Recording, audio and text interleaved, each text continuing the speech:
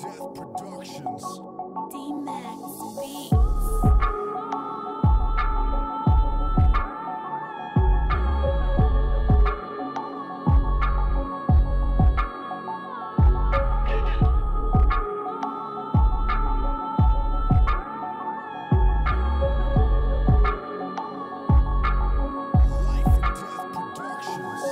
Vidíš mě, žiju to, co jsem si vždycky přál a dělám to jen pro jedno a zvládnu jsem to všechno sám, ze sebe dám, vemu že jak hurikán, vemu tě sebou, napříč těm utíkám, kde jsou ty, kterým unikám, utíkám jak bout, všechno do sebe polikám a žiju, na tvoje rady chčiju, dalšího čeka piju a s ním o tom, jak s nima žiju v riu, další den, další noc, studio práce, mám to moc, může čekat další strop, ale už uděláme další krok, bude to brzy, může čekat, bude v pozoru celá četa, feria komplet, co bys čekal, doufám, než bych toho nechal, doufali, že skončím na výrobní lince.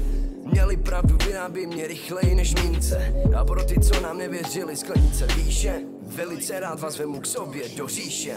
Rozeberem beat a vytáhneme karty. Možná to není ono, stejně je to party. Jednou budem slavný jak Picassovo barvy. Jestli nás chápeš, tak hlasitě zařvi. Rozeberem beat a vytáhneme karty. Možná to není ono, stejně je to party. Jednou budem slavný jak Picassovo barvy. Jestli nás chápeš, tak hlasitě zařvi. Chci lítat jako pták, mít se fajn, mít moc high, mysl čistou, duši silnou jako velký drahokam. Nevzdat se, nedát se, my jdeme pořád dál, nepřestanem, dokud z nás nebude rapovej gra. Je to pro nás ráj, který nás baví, my budem stále mladý, underground nám naší duši totiž lehce ladí.